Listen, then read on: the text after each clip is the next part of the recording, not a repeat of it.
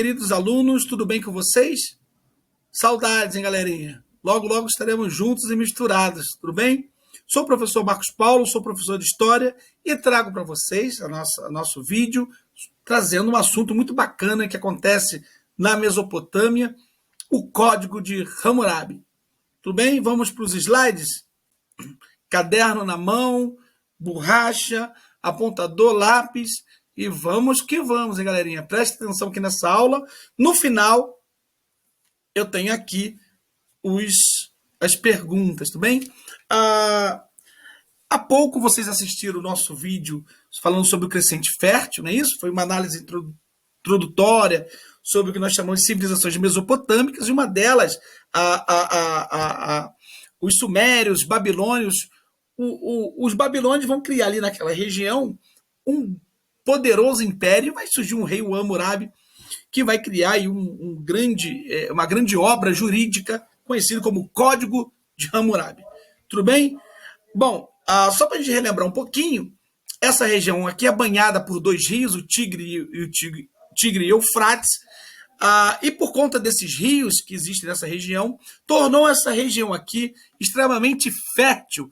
Não é à toa que nessa região vão surgir as primeiras civilizações do mundo, tudo bem? Bom, se você seguir aqui o mouse, aqui está o rio Nilo, que também vai favorecer o surgimento de uma outra e famosa civilização, a civilização egípcia, famosa pelas pirâmides, pelas múmias, pelo faraó, enfim. E se você pegar bem, fazer aqui um desenhozinho aqui, essa região aqui parece com a lua, né? A lua crescente, daí o nome crescente fértil, crescente porque essa região, se você olhar bem aqui, aparece com uma lua, já vou mostrar a foto para vocês. E porque nessa região existem diversos rios que favoreceram o surgimento de civilizações.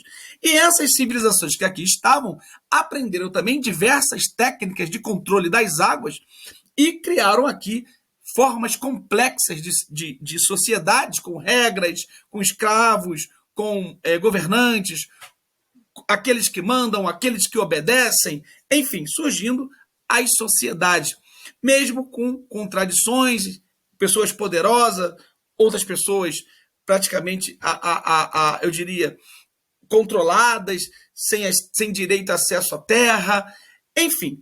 O que nos chama a atenção é que nessa região, por conta desses rios, vai favorecer o surgimento de civilizações que ficaram famosas no mundo, tudo bem?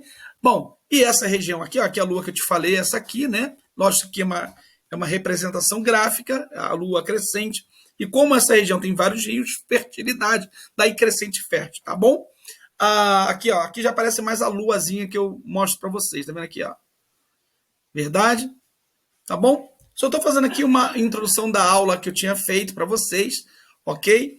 E agora eu vou avançar um pouquinho, porque, lembrando da Mesopotâmia, o que significa Mesopotâmia, né? É uma palavra em grega, né?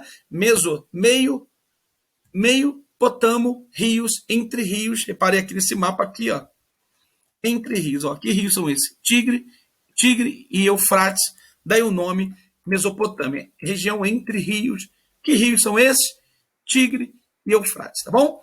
É só você pegar a aula aí que eu fiz para vocês do crescente fértil, dar uma lida. E foram nessas regiões que surgiram também a escrita, né? Você tem aí a escrita cuneiforme, no caso da Mesopotâmia. Inclusive, na central de mídias, o professor deu uma aula maravilhosa falando sobre a escrita cuneiforme, né? As formas de comunicação, beleza? Mostrei para vocês que ela está ligada à necessidade de fazer contabilidades, de melhorar a comunicação, está relacionada também ao registro do cotidiano, e a escrita, nesse momento, era feita por desenhos, né? Numas placas de barro. Olha a escrita cuneiforme, que eu falei para vocês. Então, é na argilha, depois isso aqui vai para o forno, ok? Olha que legal, como é que fica aí, tá vendo? Isso aqui eu realizei ano passado, esse trabalho. Essa escrita cuneiforme aqui, quem realizou foram os nossos alunos aí do Ciro Barreiros, tá bom? Então, eu estou trazendo a amostra para vocês. Olha, isso aqui já é uma foto real de uma escrita cuneiforme que está no museu. E aqui foi realizado por nossos alunos. A gente podia fazer na volta das aulas, o que vocês acham? Muito legal com argila, tá bom? Bem, E aqui que eu te falei para vocês, ela se chama cuneiforme, porque é uma cunha, como se fosse hoje um lápis, né? E aí ele vai talhando ali na argila, e depois, quando se vai no forno, ela fica durinha, tá bom? Por isso, cuneiforme é o nome, tá bom? A cunha é o instrumento que você vai realizar a escrita, tá bem? Bom, falei de zigurates, aí não vou aqui ficar na aula, porque já tem uma aula gravada sobre isso. Falei dessas civilizações mesopotâmicas que ali surgiram, né? E uma delas, os babilônios, que vão criar ali um grande império. Olha só, os babilônios criaram os primeiros códigos de lei para controlar a sociedade, como as leis de Italião, formulados pelo imperador Hammurabi, e previam castigos severos aos criminosos de acordo com a gravidade de seus delitos. Por volta do século 7 a.C., o imperador Nabucodonosor, que inclusive é citado na Bíblia, formou o segundo império babilônio. Ele vai ordenar que fossem construídos 2 templos que serviriam de grande referência arquitetônica, os famosos jardins suspensos da Babilônia e o Torre de Babel, né? Então, olha que legal aí, ó. Saiu um zigurate também, muito bacana, né? E, infelizmente, a gente não tem muitas fontes históricas que existiu ou não, tá bom? Bem, aí vocês fizeram os exercícios, né, na aula, foi essas perguntas aqui que eu lancei. Quem depois se dá uma parada na tela, responde que isso aí é a primeira atividade, tá bom? Agora vamos falar um pouquinho do código de Hammurabi. Que legal, né? Então, o que a gente vai aprender nessa aula? Nós iremos aprender sobre os princípios desse código, o que é esse código, qual era o objetivo do Hammurabi, do imperador, criar isso aí, suas características principais, tá bom? Lembrando que esse código vai estabelecer na região e a todos os súditos do Hammurabi, todo mundo tem que obedecer. Ele vai estabelecer regras da vida, né? Regras da vida, como a sociedade deve se comportar, e também sobre as propriedades, ou seja, ninguém pode tomar nada de ninguém, ninguém pode prejudicar o outro, senão existirão punições implacáveis, bem fortes, inclusive, tá? E, lógico, que essas regras irão se estender a todos os súditos, né, que estão ali presentes nesse império do Hammurabi, tá bom? E ele vai, através desse código aí, harmonizar todos os costumes que já existiam e vai compilar tudo isso, né? Vai consolidar essa tradição jurídica na Mesopotâmia através desse código. Por isso que esse código é lembrado aqui hoje, porque ele é o primeiro código que nós temos notícias, e existem ainda poucos fragmentos desse código de Hammurabi aí, como fonte histórica. Alguns deles estão no Museu do Louvre, na França, tá bom? Enfim, e vamos que vamos, né? Então, aí uma estela, né? Que é uma estela, né? Contendo as inscrições do código do Hammurabi, que eu falei para vocês. Mas o que é uma estela, né? O que é isso, né? No gregão mesmo, a estela seria a ideia de uma pedra erguida, tá vendo aqui? Aqui embaixo tem todos os 282 códigos que eu falei para vocês do Hammurabi, tá? Então, esses povos da antiguidade eles costumavam escrever símbolos, tá bom? Sinais, figuras ou textos que explicavam a razão dessa construção. Na verdade, isso aí tem como função a ideia de um monumento comemorativo. Mas o que é um monumento, né? O que é isso, né? O que é um monumento? Monumento surge da palavra do latim monumentum, tem a ideia de lembrar, informar que algo aconteceu naquele lugar onde estão esses monumentos, para que a gente lembre. Aliás, a palavra monumento, lá do latim, significa lembrar, né? Então vai servir para homenagear uma pessoa que se destacou na região ou um fato extraordinário. Então, as estelas, elas seriam monumentos, né, que têm como finalidade trazer a lembrança. E lógico que o código de Hammurabi, ele não vai perder tempo, ele é um grande imperador, ele vai mandar construir esse monumento que está aí, que significa os códigos do Hammurabi, e tudo feito em pedra, daí uma estrutura monolítica, onde toda a base desse código aqui, né, nessa estela, é feito de pedra. Muito legal, e é uma fonte histórica também interessante para a gente, tá bom? Então, vocês entenderam o que é o monumento? Todo lugar você passeia nas ruas, nas cidades, você sempre vai ver ou um busto, ou você vai ver uma estátua, alguma coisa que lembre alguma coisa de extraordinária naquele lugar, tá bem? Aqui é o que eu te falei, uma estrutura monolítica, tudo de pedra que o Hammurabi fez questão de criar isso aí para ficar na lembrança que teve aí o código, tá? É lógico que isso aqui está recortado, é um fragmento do código, ele é maior ainda, tá? E tá lá no museu na França, tudo bem? Bom, na nossa cidade também, ó, tem monumento dedicado aos ciclistas, vocês passam ali no Bosque Maia, vocês vão ver isso aí, não é? Por exemplo, você tem um monumento para lembrar dos Mamonas Assassina, aquela banda que a galera gostou pra caramba, quem tá com 30 anos, aí 35, curtiu muito Mamonas Assassina, que é uma banda aqui de Guarulhos, né, que acabaram morrendo num acidente aéreo. Vocês são bem pequenos, talvez não lembrem disso, mas lá no SECAP tem isso aí, tá? Lá na Praça Getúlio Vargas, lá no centro, você tem aí um monumento dedicado aos 400 anos da cidade, né? Lembrando que Guarulhos foi fundado em 8 de dezembro de 1560. Então, quando chegou em 1960, 400 anos depois, eles vão comemorar o quarto centenário e colocaram lá o monumento. Quando você for para o centro, pede para mamãe e papai passar, te levar lá para te mostrar. Isso é muito legal, tá bem? E vamos aqui no Código Hammurabi. O que é o Código Hammurabi? Né? É chamado Código de Hammurabi, uma compilação de leis, de 282 leis, da antiga Babilônia, que é o atual Iraque, composto por volta de 1772 a.C. Hammurabi é o sexto rei da Babilônia, responsável por decretar o código conhecido com o seu nome, que sobreviveu até os dias de hoje em cópias parcialmente preservadas, sendo uma na forma de uma grande estela, que eu falei para vocês, é uma pedra erguida, né? Um monolito, porque ela é feita em pedra, a base dela é uma pedra, monolito, lito é pedra, de tamanho de humano médio, além de vários tabletes menores de barro, ok? Olha aí, né? Mais uma vez, uma estrutura monolítica de pedra, a base dela toda é pedra, e aqui está riscando aqui todos os códigos, tudo bem? Eu falei dos monumentos, vou passar aqui um pouquinho para não ficar preso. E aí, quais são as características do Código de Hammurabi? Né? O Código de Hammurabi é um conjunto de leis criadas, que eu falei para vocês, mas uma das principais características é o princípio que traz, que é da retaliação. Olha só, é um código baseado na lei do talião, que representa uma dura retaliação do crime praticado de sua pena. A lei do talião se baseia no olho por olho, dente por dente. Então você vai pagar pelo aquilo que você fez.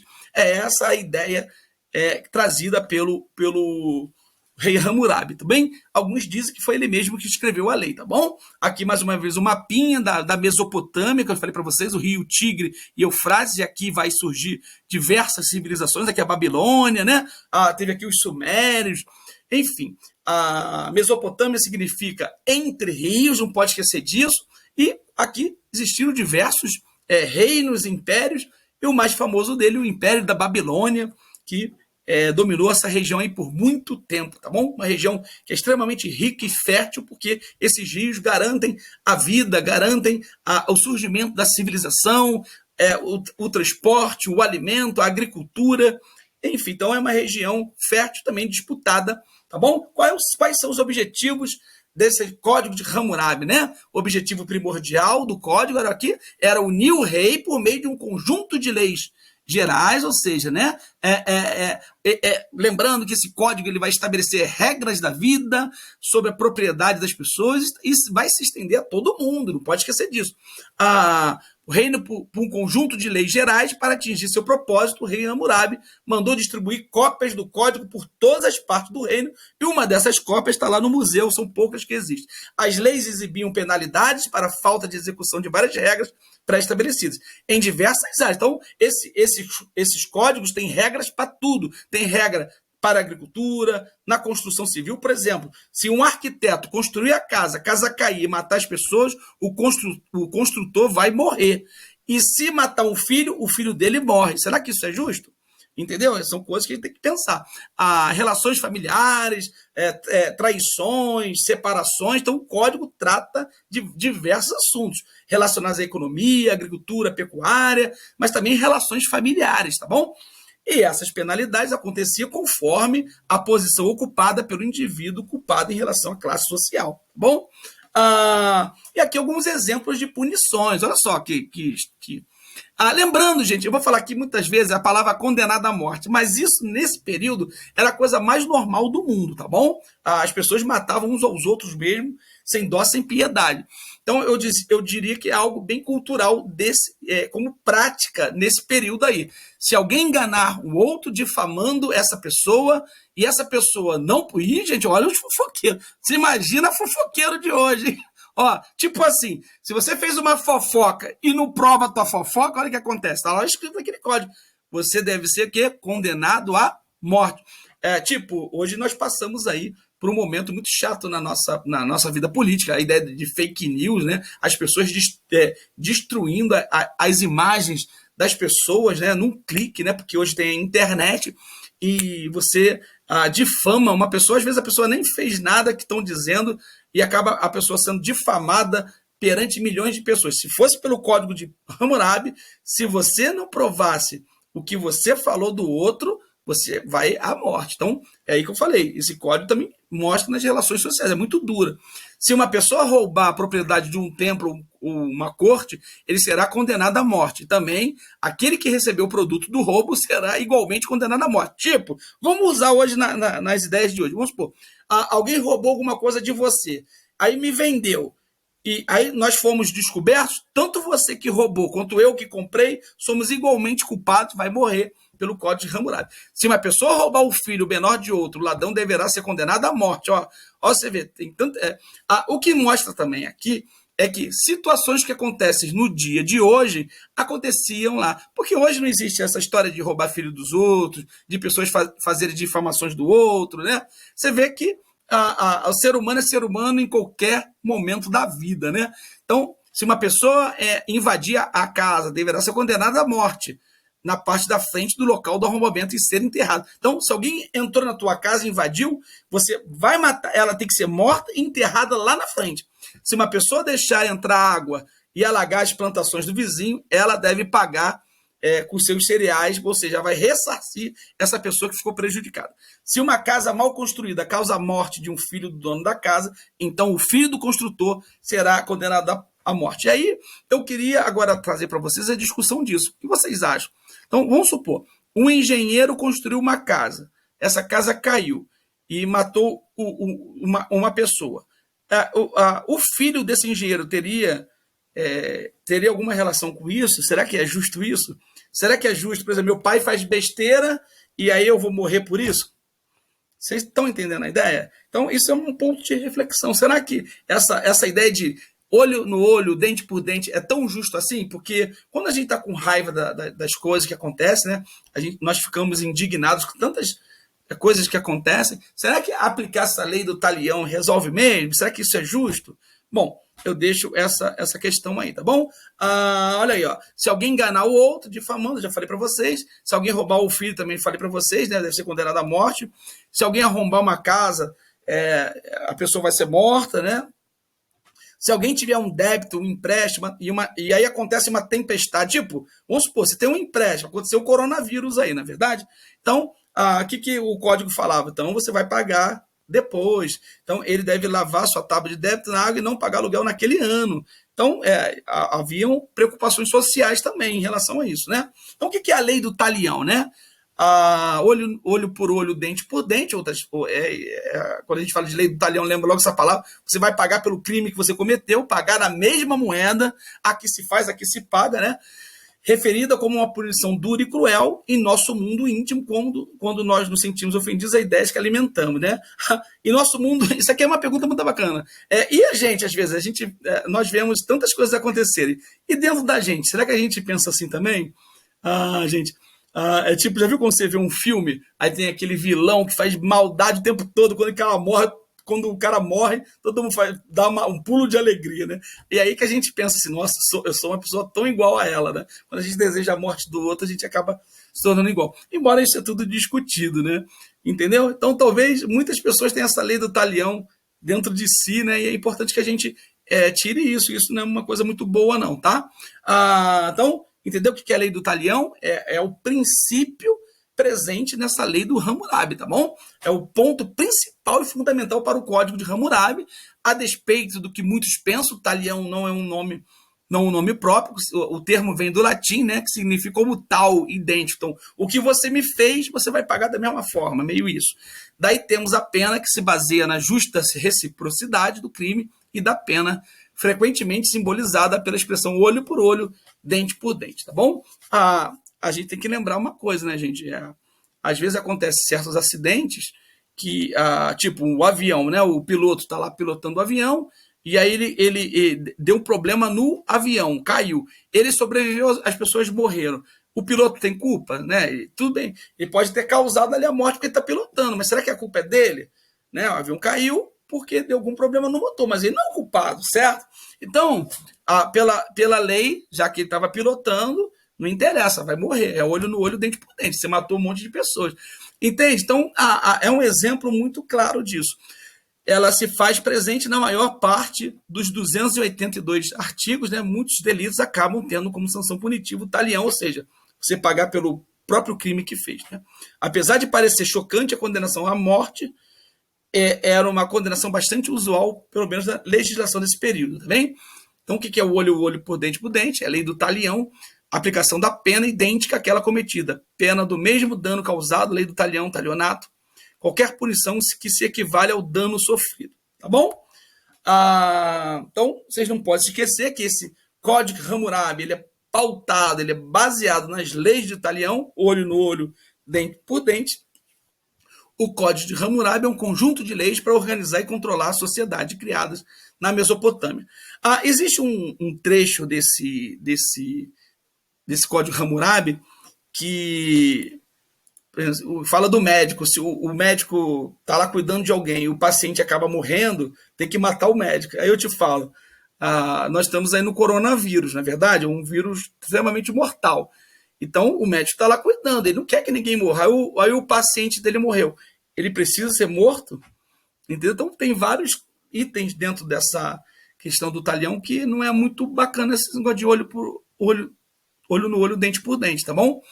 Então, tem muitas pessoas que quando lê isso, quando aprendem sobre esse tipo de código de justiça, nossa, tinha que ser assim aqui também. A gente toma muito cuidado, né? Porque, às vezes, esse código pode se tornar também injusto com muitas pessoas, tá bom? Tem que tomar muito cuidado, beleza? Principalmente quando a gente deseja o mal para os outros. O código de Hammurabi, por exemplo, acidente de carro, nem sempre... A gente sabe que tem pessoas que bebem, acabam fazendo um monte de besteira, mas tem pessoas que, às vezes, você está dirigindo o carro, o cara se joga na frente do carro e acaba acontecendo um acidente. Então, por esse código, o motorista morreria. E aí? Será que isso é correto? Então, a gente tem que avaliar, né? Tá bom? Mas o que eu quero que vocês saibam o que é o talião, que é essa regra de olho no olho, dente por dente, tá bom? Então, qual é o assunto da aula? O que você aprendeu? É isso que eu quero que vocês escrevam para mim, tá bom? Vou mandar lá para o meu e-mail, tá bom? Você já sabe qual era o objetivo do Código do Hammurabi, qual é o princípio do Código Hammurabi, onde foi e por quem foi criado, né? Quem é o rei Hammurabi, se dá uma pesquisada, por que estudá-lo é importante, por que é importante a gente saber sobre isso aí, né? Lembrando que isso é uma fonte histórica também, é o primeiro código, né, escrito do mundo, enfim. E nos dias atuais existe o princípio do talião em nosso direito? Isso é praticado no Brasil, por exemplo? O que você acha? Tá bom? E aí você vai justificar a sua resposta. Essa resposta vale sim, porque você vai escrever tudo que você aprendeu, tá bom? E vai acabar justificando. Tudo bem? Espero que vocês tenham gostado da aula e aprendido com o Código de Hammurabi. Um abraço.